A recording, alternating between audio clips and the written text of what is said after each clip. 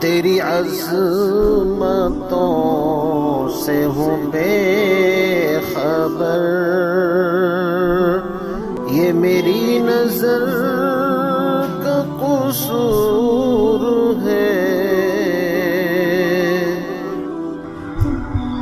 اعوذ باللہ من الشیطان الرجیم، بسم اللہ الرحمن الرحیم۔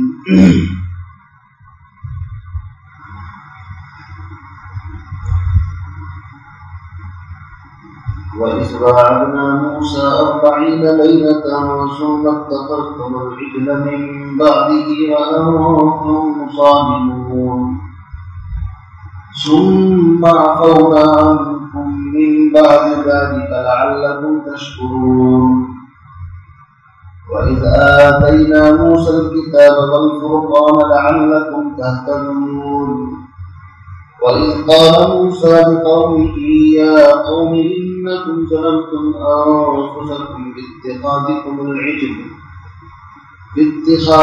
الْعِجْلَ فَتُوبُوا إِلَىٰ بَارِئِكُمْ فَاقْتُلُوا أَنفُسَكُمْ ذَٰلِكُمْ خَيْرٌ لَكُمْ عِندَ بَارِئِكُمْ فَتَابَ عَلَيْكُمْ إِنَّهُ هُوَ التَّوَّابُ الرَّحِيمُ۔ صدق اللہ العظیم۔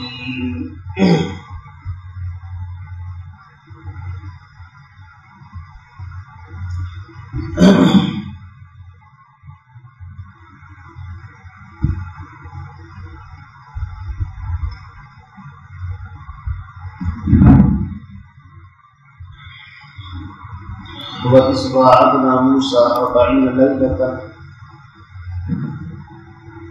بنی اسرائیل پر اللہ رب العزت نے جو مختلف زمانوں میں اور مختلف ادوار میں اپنی نعمتیں، اپنے احسانات کیے ہیں، ان نعمتوں کی طرف اللہ رب العزت رہنمائی کر رہے ہیں، ان نعمتوں کو بیان کر رہے ہیں۔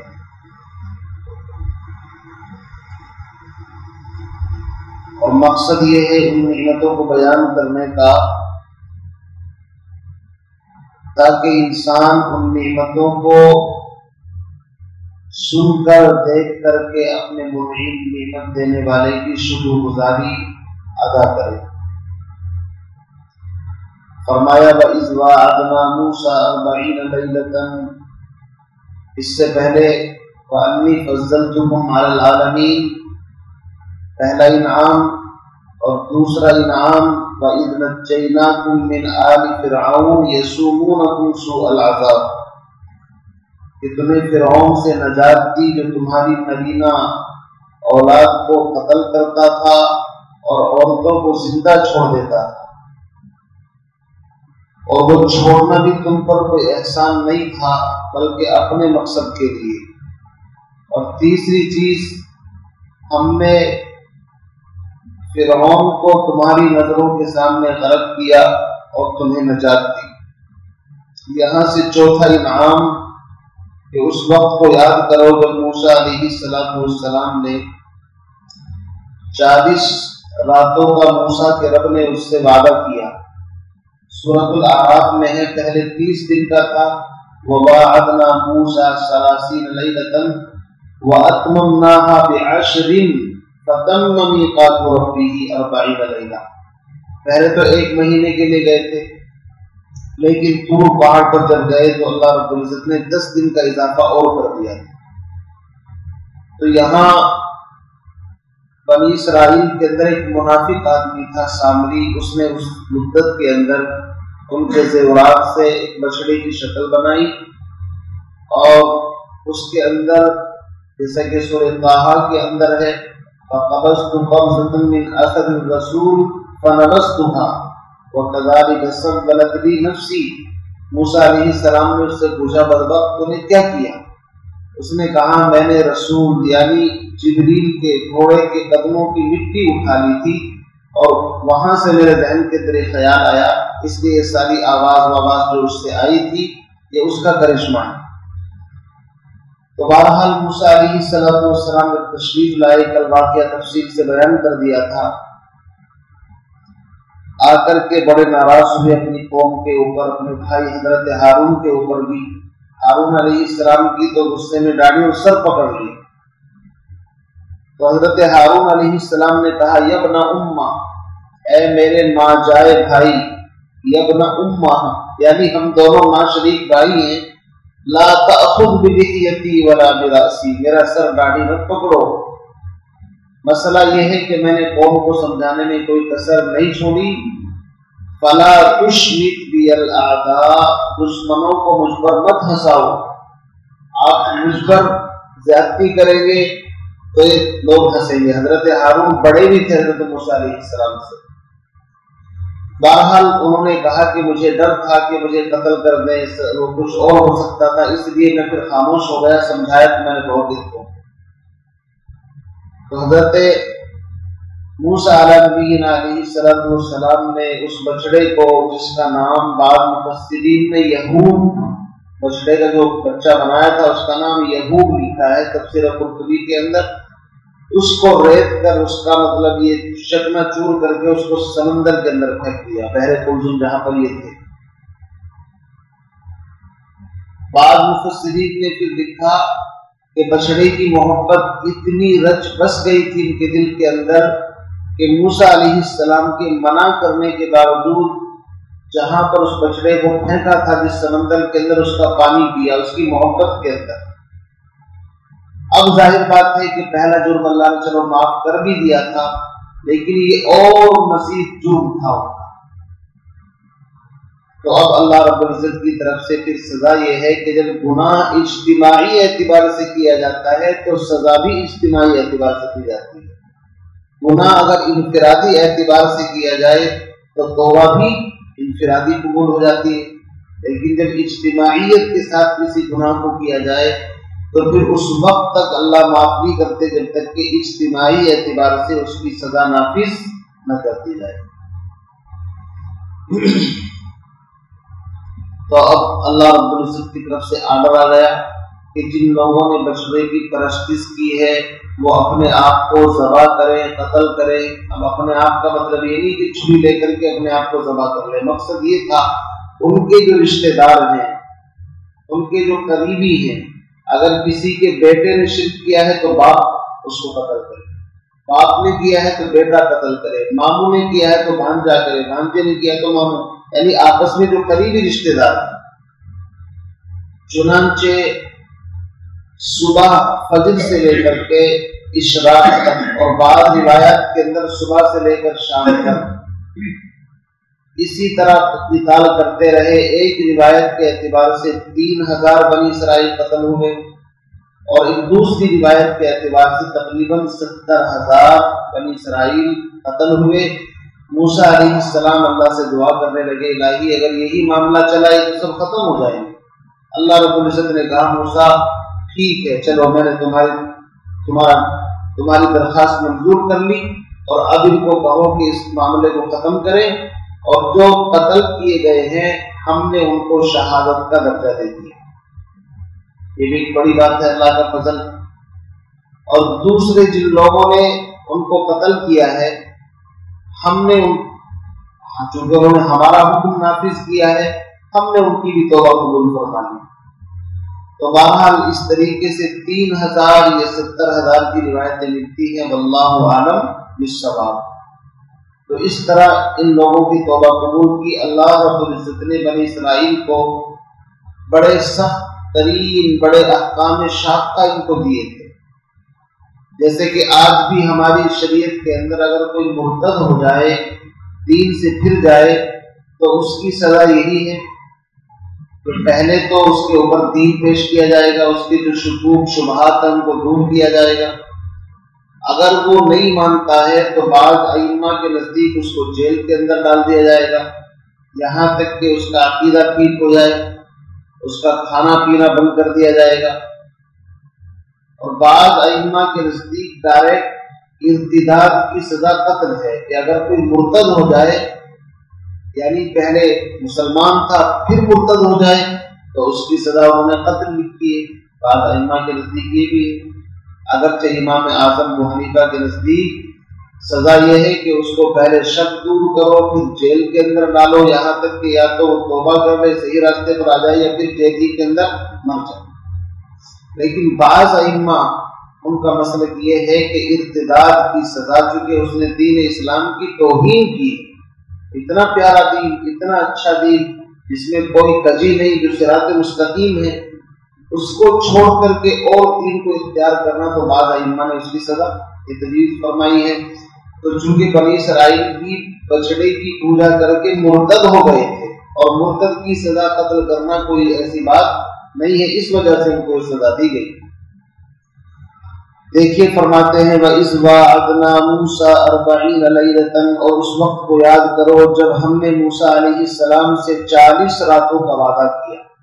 تو 40 کے بارے میں نے کل تفصیل سے آپ کو بتا دیا تھا کہ 40 کا جو عدد ہے، اس عدد کے اندر انسان کے بننے اور بگڑنے کے اندر بڑا دخل ہے۔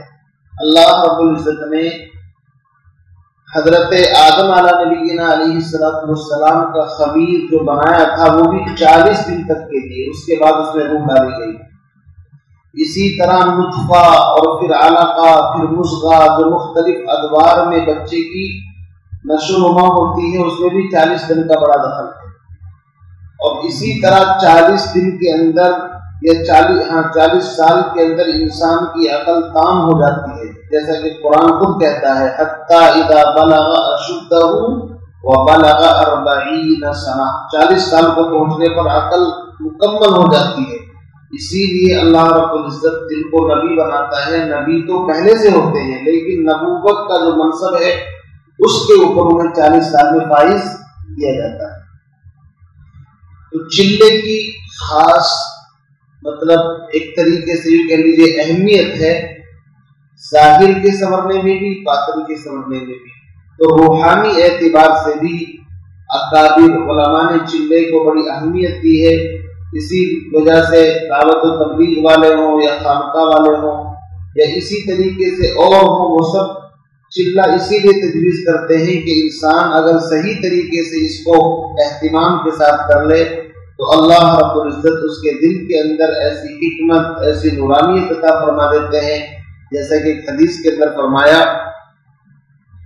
کہ من اخلص للہ 40 یوما، جو خالص اللہ کی رضا کے لیے 40 دن تک کوئی نیک عمل کرے، ظہرت ینابع الحکمہ، حکمت کے چشمے پھوٹ پڑتے ہیں، کہاں سے؟ من قلبہ علی لسانی، اس کے دل سے اس کی زبان کے اوپر، رواہ رزیل۔ تو اللہ رب العزت نے موسیٰ علیہ السلام سے بھی 40 راتوں کا وعدہ کیا۔ حافظ شیرازی رحمۃ اللہ علیہ ایک بہت بڑے شاعر گزرے ہیں، آپ نے نام سنا ہوگا، ان کی بڑی کتابیں ہیں، گلستہ ہے، بوستہ ہے۔ انہوں نے بھی فارسی کے اندر 40 کا جو عدد ہے اس کے اوپر ایک شعر کہا ہے جو بڑا عجیب ہے۔ انہوں نے کہا ہے شنیدم رہ روے در سر زمینے، ہمیں گفت ای معمہ باقری میں، کہ اے صوفی شراب آنکھیں شبد صاف کہ در شیشہ بمانت 40۔ اس کا ترجمہ مفہوم یہ ہے کہ اے صوفی، میں نے سنا ہے کہ شراب بھی اس وقت پاکیزہ ہوتی ہے جب اس کو 40 دن کے لیے کانچ کی بوتل کے اندر رکھ دیا جاتا ہے۔ مقصد یہ ہے، چلے کی طرف وہ اشارہ کر رہے ہیں، صوفی مزاج تھا ان کا۔ تو اس اعتبار سے یاد رکھیے موسیٰ علیہ السلام سے 40 راتوں کا وعدہ کیا۔ اور پھر رات کی خصوصیت کیوں ہے؟ اس لیے کہ رات جو ہے وہ عبادت میں بڑا اہم اس کا رول ہے۔ ان ناشئۃ اللیل ہی اشد وطئا واقوم قیلا یا ایھا المزمل قم اللیل الا قلیلا۔ اس کے بارے میں کل تفصیل سے میں نے بتایا تھا۔ سبحان الذی اسری بعبدہ لیلا من المسجد الحرام الی المسجد الاقصی۔ تو رات کا جو وقت ہوتا ہے خلوت اور تنہائی میں اللہ کا قرب حاصل کرنے کے لیے بڑا پاکیزہ وقت ہوتا ہے۔ اسی لیے کسی نے کہا کہ شب قدر کی کیا علامت ہے، کیا نشانی ہے؟ تو مولانا روم فرماتے ہیں کہ اے خواجہ خورشید، شب قدر نشانی ہر شب شب قدر است اگر قدر بھی دانی. وہ کہتے ہیں تم شب قدر کی نشانی پوچھتے ہو. ارے بھائی ہر رات شب قدر بن سکتی ہے اگر تم اللہ کے سامنے کھڑے ہو جاؤ تو ہر رات ہی شب قدر بن سکتی ہے. کیوں نہیں؟ شب قدر کا مطلب ہے اللہ کا قرب حاصل کرنا، اور روزانہ ہر رات اللہ کی طرف سے آواز آتی ہے کوئی جو ہم سے کچھ مانگنا چاہے، تو ہر رات اللہ والوں کی جو اللہ کے سامنے کھڑے ہوتے ہیں شب قدر ہی ہوتی ہے ان کے لیے.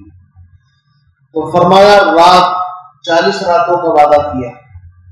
سنت تخذتم العجل من بعدہ، پھر تم نے اس کے بعد بچڑے کو معبود بنا لیا. وَأَنْتُمْ ظَالِمُونَ، اور تم بڑے ظالم تھے. ظلم کہتے ہیں کسی چیز کو اس کے مقام سے ہٹا کر کے دوسری جگہ پر رکھنا. توحید اللہ رب العزت کا حق ہے.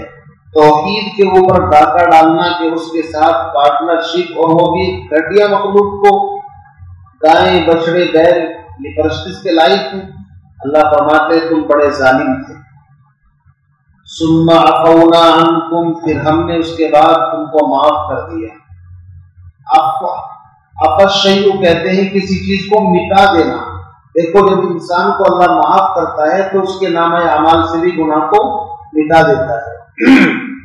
دنیا والے اگر کسی کو معاف کرے یا اس کو بری کرے تو اس کے جو کیسز ہوتے ہیں عدالتوں کے اندر، اس کے سارے رجسٹر ایسے ہی رکھتے رہتے ہیں. ایسا نہیں کہ اس کے رجسٹر کو اٹھا کر کے جلا دیا جائے، ایسا نہیں ہوتا. اس کا ریکارڈ باقی رہتا ہے. ٹھیک ہے اس کو بری کر دیا جائے، چھوڑ دیا جائے، لیکن اللہ رب العزت جب کسی بندے کو چھوڑتے ہیں، معاف کرتے ہیں، تو اس کے نامہ اعمال سے بھی گناہوں کو مٹا دیتے ہیں. اس کی معافی ایسی ہے. ثم عفونا عنکم، پھر ہم نے تم کو معاف کر دیا اس غلطی کے بعد بھی. لعلکم تشکرون، تاکہ تم شکر گزار بن جاؤ. شکر کس کو کہتے ہیں؟ اپنے منعم اور اپنے محسن کی نعمتوں کو یاد کرنا شکر کہلاتا ہے. اور شکر کا مطلب ہوتا ہے اعتراف قصور اور نعمتوں کا عجز کہ اللہ تم نے اتنی نعمتیں دی ہیں، ان کا ہم کیسے شکر ادا کریں گے. جب انسان کے دل میں یہ بات آ جائے، جیسے کہ حضرت داؤد علیہ السلام کو اللہ نے کہا اعملوا آل داؤد شکرا، اے آل داؤد شکر کرو. شکر اللہ کی نعمت ایسی ہے لئن شکرتم لازیدنکم، شکر کرنے سے نعمتیں بڑھتی بھی ہیں باقی بھی رہتی. شکر کے مقابلے میں ہے کفر، ناشکری. دنیا کے اندر اللہ رب العزت نے ایک چیز کا شکوہ کیا ہے، وَقَلِيلٌ مِّنْ عِبَادِيَ الشَّكُورُ، کہ شکر گزار بندے بہت کم ہیں. إِنَّ الْإِنسَانَ بِرَبِّهِ لَكَنُودٌ، انسان اپنے رب کا بڑا ہی ناشکرا ہے. اس لیے شکر کی بڑی اہمیت ہے.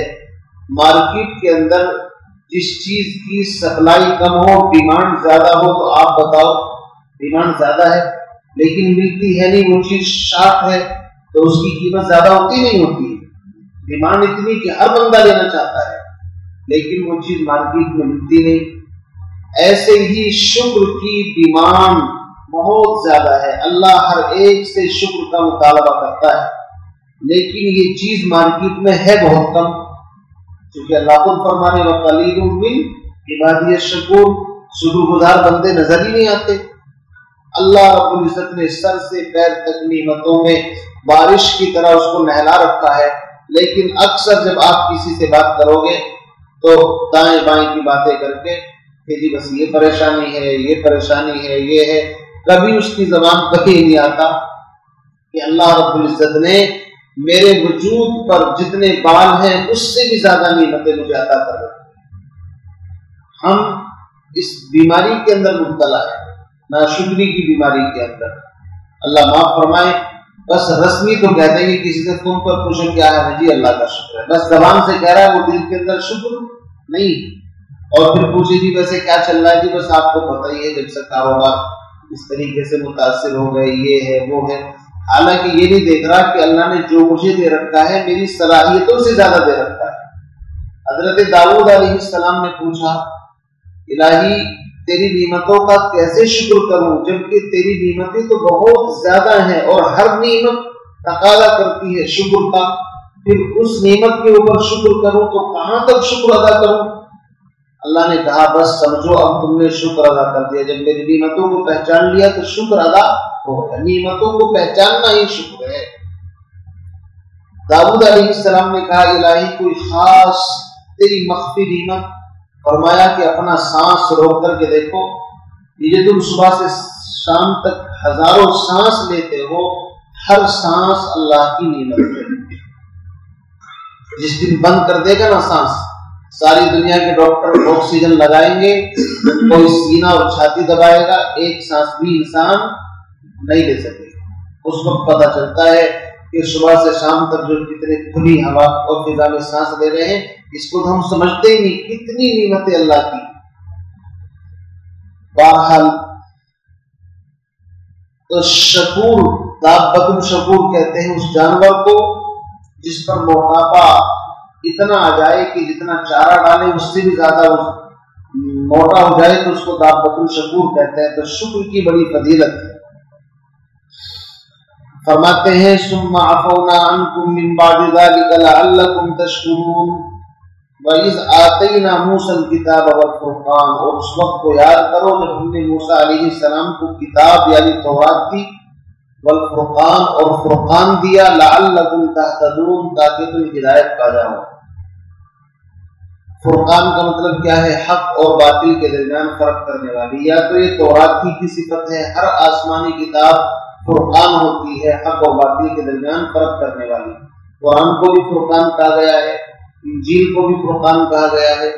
تو اس صورت میں تو کتاب و فرقان ایک ہی چیز ہے، لیکن بعض فرماتے ہیں کہ فرقان سے مراد یہ ہے کہ جو بندہ اس کتاب پر عمل کرتا ہے، اللہ رب العزت اس کو ایسی صلاحیت، ایسی استعداد نصیب فرما دیتے ہیں کتاب پر عمل کرنے کی وجہ سے کہ اس کے اندر بھی حق اور باطل کو پہچاننے کی صلاحیت پیدا ہو جاتی ہے۔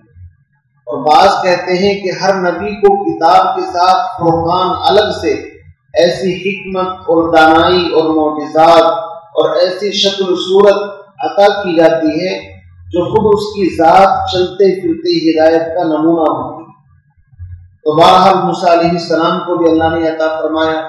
اس کے بعد فرماتے ہیں وَإِذْ قَالَ مُوسَىٰ لِقَوْمِهِ، اور اس وقت کو یاد کرو، یہ پانچویں نعمت ہے جب کہا موسیٰ علیہ السلام نے اپنی قوم سے، یا قوم، اے میری قوم کے لوگوں، اے میری قوم یعنی اے بنی اسرائیل، انکم ظلمتم انفسکم، تم نے اپنی جانوں پر ظلم کیا، ظلم وہی شرک کیا تم نے، باتخاذکم العجل، تم نے بچڑے کو معبود بنایا، یہ سب سے بڑا تمہارا شرک ہے۔ فتوبوا الی باریکم، بس تم اپنے پروردگار کے سامنے توبہ کرو۔ توبہ گناہوں سے معافی مانگنا، اور تمہاری توبہ کیا ہے؟ زبانی توبہ نہیں ہے کہ توبہ توبہ کر لیا یا استغفر اللہ کر لیا، نہیں، فقتلوا انفسکم، اللہ کی طرف سے آرڈر ہے تم اپنے آپ کو قتل کرو۔ اب اپنے آپ کو کیسے قتل کرے؟ میں نے اس کی شکل بتائی کہ ایک دوسرے کے رشتہ دار اپنے اپنے قریبی لوگوں کو، جیسے غزوہ بدر کے اندر بھی یہ واقعہ پیش آیا تھا، جب ان کو قیدی بنایا تو حضور نے ابو بکر سے پوچھا تمہاری کیا رائے ہے؟ تو ابو بکر کی رائے تو ہمیشہ وہ ہوتی تھی جو حضور کی رائے ہوتی تھی، ان کی کوئی اپنی الگ رائے نہیں ہوتی تھی، وہ تو نبی کا چہرہ دیکھ کر کے رائے دیتے تھے، اور نبی کی جو کہ رحمت للعالمین تھے تو آپ کی رائے یہ تھی ان سے فدیہ ودیہ لے کر کے ان کو چھوڑ دیا جائے۔ شفقت، رحمت۔ حضرت عمر سے پوچھا، حضرت عمر کی رائے یہ تھی اسٹرانگ، بالکل ایک دم نہیں، جو آئے ہیں ان کو ان کے رشتہ داری کے حوالے کرو اور ہر ایک کی ذمہ داری لگاؤ، اگر میرا رشتہ دار ہے مجھے دو، بنی عدی میں سے اگر کوئی آیا ہے، بنو تمیم میں سے آیا ہے، تو اس طریقے سے ان کے قبیلے کے، ہر قبیلے کے رشتہ داروں کو ان کے اعزہ کو سونپو اور وہ ان کو قتل کرے۔ حضرت عمر رضی اللہ تعالیٰ کے چہرے کو حضور دیکھ رہے ہیں، کیا رائے دے رہے ہیں؟ ابھی 2 دن نہیں گزرے تھے کہ حضور علیہ السلام رو رہے ہیں۔ حضرت عمر آئے، اللہ کے نبی آپ رو رہے ہیں؟ فرمایا کہ عمر، جو تمہاری رائے تھی آسمانوں پر اللہ کی منشا بھی وہی تھی، آپ اندازہ لگائیے، اللہ کی منشا بھی وہی تھی، اور قریب تھا کہ عذاب آ جائے، لیکن اللہ نے رحم فرما دیا۔ تو بھائی وہ تو نبی رحمت تھے، اس لیے ان کی رحمت والی چادر کے اندر تو دشمن آتا تھا وہ بھی رحم पा लेता था। तो आपने तो वही राय दी कि इनको छोड़ दिया जाए, हजरत अबू बकर की राय भी यही थी। तो इसी तरह ग़ज़वा बदर का मैंने इशारा किया कि वहां पर भी यही सिचुएशन आ गई थी। फरमाया फ़क़्तुलू अनफुसकुम, तुम अपने जानों को यानी एक दूसरे को कत्ल करो, ज़ालिकुम खैरुल लकुम, यही तुम्हारे हक में बेहतर है, इंद बारीकुम, तुम्हारे परवरदिगार के नजदीक। फताबा अलैकुम, चुनांचे जब उन्होंने ऐसा किया अल्लाह ने उनके तौबा कबूल फरमा ली। इन्नहु हुवत तव्वाबुर रहीम, बेशक वो बहुत ज्यादा तौबा कबूल करने वाला, अर्रहीम, और बेइंतहा रहम करने वाला है। अगर वो चाहता तो सबके बारे में ऑर्डर पास कर सकता था कि सबको करना है काम, लेकिन 3000 कत्ल हुए हों उसी के ऊपर बस अल्लाह ने कहा चलो छोड़ो, ठीक है बस। अब जो कत्ल हो गए वो भी शहीद, और किसी से कोई बात कुछ नहीं। और मैंने बताया कि अगला ऑर्डर भी शायद इस वजह से कि उन्होंने जो पानी पिया उसकी मोहब्बत में, उसकी वजह से और मजीद अल्लाह को नाराज कर दिया। वरना पहले तो आ गया था ना, सुम्मा अफ़ौना अन्कुम, हमने तुमको माफ कर दिया। लेकिन जब गलती बार बार इज्तिमाई एतबार से की जाती है तो फिर अल्लाह की तरफ से सख्त ऑर्डर आते चले जाते हैं। वैसे भी बनी इसराइल के ऊपर अहकाम शाब्ता थे, अगर कोई गुनाह कर लेता उसके दरवाजे पर लिखा मिलता था रात में शराब पी है, इसने जिना किया है, बताइए कितनी रुसवाई होती होगी। इसी तरीके से अगर कपड़ा नापाक हो जाता तो धोने से पाक नहीं होता था जनाब, उसको काटना पड़ता था। ये अहकाम शाब्ता थे। हमारे यहाँ तो कितनी भी गंदगी हो कपड़े को धो लो पाक हो जाता है। तो अल्लाह रब्बुल इज्जत ने उस उम्मत के ऊपर जहां इनामात की बारिशें की, उन लोगों ने नाशुक्री इख्तियार की। इसलिए मुझे आपको ये नहीं कि हम उनके सुनकर के मजे लें, बल्कि इबरत हासिल करें कि जिस पॉइंट के अंदर कमी थी उसको दुरुस्त करने की कोशिश करें। तो आज के सबक का पूरा खुलासा एक तो यह है कि शिर्क अल्लाह को पसंद नहीं है, शिर्क न किया जाए, समझे नहीं। अब हम समझते हैं कि शिर्क ये है कि अल्लाह के साथ शरीक करना। शिर्क की तो बहुत सारी किस्में हैं। अल्लाह के अलावा किसी गैर को मुश्किल कुशा, हाजत रवा, नफ़े नुकसान का मालिक है, उससे उम्मीदें कायम करना, ये मेरा बड़ा है, ये मेरी सिफारिश कर देगा, ये भी सब शिर्क ही के दर्जे में आते हैं। उम्मीद रखो सिर्फ अल्लाह से, आरज़ू रखो अल्लाह से, हाथ और पेशानी झुकाओ तो सिर्फ अल्लाह के सामने। इसलिए हमारा अकीदा यह है ला इलाहा इल्लल्लाह, कोई इलाह नहीं, कोई माबूद नहीं सिवाय अल्लाह, कोई मुश्किल कुशा नहीं, कोई हाजत रवा नहीं, कोई किसी की बिगड़ी भी बना सकता सिवाय अल्लाह। तो फरमाया एक तो ये सबक है, और दूसरा ये है कि इंसान को बेशुमार नेमतें अल्लाह ने दे रखी है और हर नेमत का तकाजा है। मन लम यशकुरिन्नास लम यशकुरिल्लाह, या मन ला यशकुरुल्लाह लम यशकुरिन्नास। जो अल्लाह का शुक्र अदा नहीं करता, जो बंदों का शुक्र अदा नहीं करता, वो अल्लाह का शुक्र क्या अदा करेगा। इसलिए नेमत देने वाले का शुक्र जरूरी बनता है कि हम हर वक्त अपनी ज़बान को अल्लाह रब्बुल इज्जत के जिक्र से और उसके शुक्र से तर रखें। अल्हम्दुलिल्लाह अल्हम्दुलिल्लाह अल्हम्दुलिल्लाह, हर चीज पर कि तमाम तारीफें अल्लाह के लिए है, तमाम तारीफें अल्लाह के लिए हैं। ये हम विर्द रखें ताकि अल्लाह रब्बुल इज्जत राजी और खुश हो जाए। वरना वही हाल होगा कि अल्लाह कह रहे हैं वक़लीलुम मिन इबादी अश-शकूर, शुक्रगुजार बंदे हैं ही नहीं, तो हम भी कहीं नाशुक्रों की फहरिस्त में दाखिल ना हो जाए। अल्लाह ताला से दुआ फरमाए हम तमाम को शुक्रगुजारी की तौफीक नसीब फरमाए।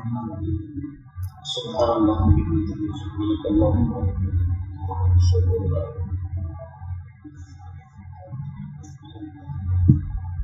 अल्लाह।